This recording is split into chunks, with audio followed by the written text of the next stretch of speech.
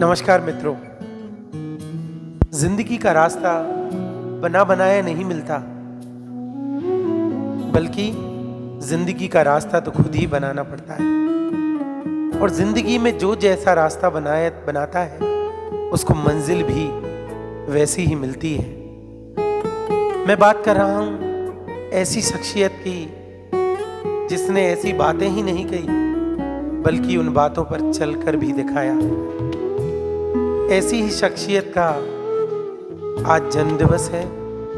जी हाँ, मैं बात कर रहा हूँ स्वामी विवेकानंद जी की, जिनका जन्मदिन हम युवा दिवस के रूप में मनाते हैं। स्वामी जी ने हमारे भारत की तरुणाई को केवल एक आइडियोलॉजी नहीं दी, बल्कि उस आइडियोलॉजी पर चलने के लिए, एप्रिशिएट करने के लिए एक दिशा दी, एक विजन दिया। स्वामी जी जब धर्म सभा में अपना संबोधन देने जा रहे थे तो वहाँ पर उनकी मुलाकात जमशेद टाटा जी से हुई और उन्होंने उनसे पूछा कि आप क्यों जा रहे हैं। उन्होंने बताया कि बिजनेस के किसी काम से जा रहे हैं। तब स्वामी जी ने उनसे कहा कि क्यों ना आप हमारे देश के युवाओं के लिए स्टील से रिलेटेड कुछ वर्क करें, कुछ ऐसा वर्क करें जिसमें हमारे देश के युवा सीखें ही नहीं बल्कि उनकी ज़िंदगी भी सुदृढ़ बने। और जब लौट के आए तो उन्होंने देखा कि टाटा साहब ने हमारे देश में इंडियन इंस्टीट्यूट ऑफ साइंस की स्थापना की। हमारे देश के लोगों को एक विज़न मिला, युवाओं को रोजगार का अवसर मिला, कुछ करने की प्रेरणा मिली। जब शिकागो में स्वामी जी पहुंचे तो वहां के लोगों ने हाथ जोड़कर उनसे कहा हेलो। तो स्वामी जी ने मुस्कुराते हुए दोनों हाथ जोड़े और नमस्ते कह दिया। फिर वहां जो लोग उनका अभिवादन करने आए थे उन्होंने सोचा स्वामी जी को इंग्लिश शायद अच्छे से आती नहीं, तो उन्होंने फिर बोला कि आप कैसे हैं। स्वामी जी ने जवाब दिया I am fine thank you.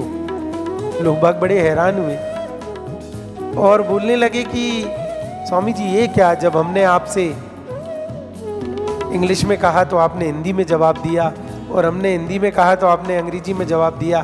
तो स्वामी जी ने मुस्कुराते हुए बड़ा शानदार उत्तर दिया। उन्होंने कहा कि जब आप अपनी मातृभाषा को महत्व दे रहे थे तो मैं भी अपनी मातृभाषा को इज्जत दे रहा था, और जब आपने मेरी माँ को इज्जत दी तो मैंने भी अपनी माँ को इज्जत दी।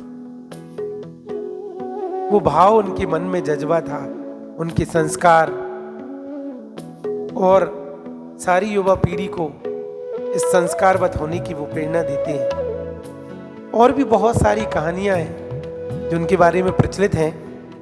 स्वामी जी की शानदार चीज़ों को देखकर, उनके व्यक्तित्व को देखकर जब एक राजा प्रभावित हुए और उन्हें उनके दरबार में बुलाया और स्वामी जी से पूछा कि आप ये क्या मिट्टी की मूर्ति, धातु की मूर्ति, पत्थर की मूर्ति की पूजा करते हैं। स्वामी जी फिर मुस्कुराए और राजा के पीछे एक तस्वीर लगी थी। उन्होंने बोला कि ये तस्वीर किसकी है, जरा उतरवाइए।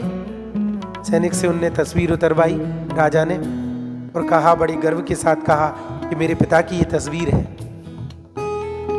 तो स्वामी जी ने कहा कि ये तस्वीर तो मात्र एक कागज की है, फिर आपको इतना मोह क्यों, केवल रंग ही तो उकेरे गए हैं। बड़ा गुस्सा आया राजा को कि स्वामी है, मैं बेइज्जती नहीं कर सकता। फिर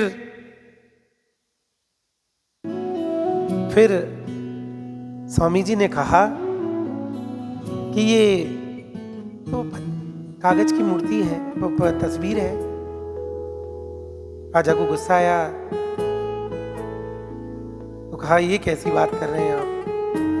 तो स्वामी जी ने बड़े प्यार से जवाब दिया कि जिस प्रकार आपको अपने पिता की तस्वीर उनके जज्बे की, उनके किए गए कार्य की, उनके प्रशासन की याद दिलाती है और आपको कुछ करने के लिए प्रेरित करती है, तो मेरे भाव भी इस पत्थर की मूर्ति, इस मिट्टी की मूर्ति से जुड़े हुए हैं और भाव में ही भगवान निवास करती हैं।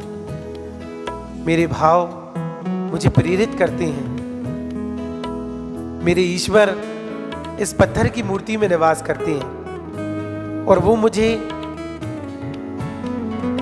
परमार्थ की सेवा के लिए, कुछ अच्छा करने के लिए हमेशा प्रेरित करते हैं। ऐसे थे स्वामी जी, हमारे दिलों में हमेशा रहेंगे। आप सभी लोगों को आज के दिवस की बहुत बहुत बधाई, बहुत बहुत शुभकामनाएं। धन्यवाद।